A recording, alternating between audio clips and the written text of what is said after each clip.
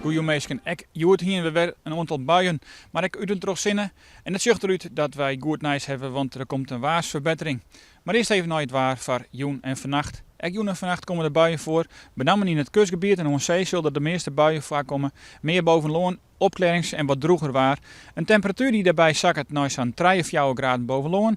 En in het watergebied en aan zee en ook aan het IJsselmeer is het wat warmer, maar 6 of zo'n graden.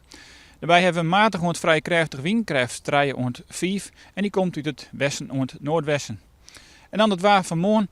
Morgen wordt al een dag waarbij we de verbetering vernemen kunnen, want we hebben te maken met meer ruimte voor de zinnen en wat minder buien. Maar ik denk nog net dat het heel dol droeg wordt. Met name in het watergebied zullen we toch nog best wel een paar buien krijgen.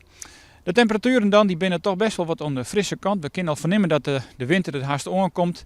Temperaturen maximaal zo'n 10 graden en daarbij opnieuw een matig en vrij krachtige west-noordwestelijke wind.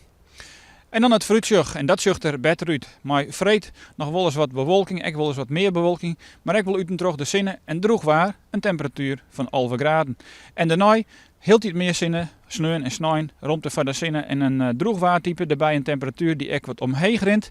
Een graad of 12, tredje wordt het sneeuwen en daarbij hebben we toch al wat een wat droegere, schrale luchtsoort, want de wind die wordt matig en vrij krachtig en die komt uit het zuidesten. En dat betekent dat het waarschijnlijk ook, takom weken, eerst nog droog bloot. Nog een hoofdelijk jong verder.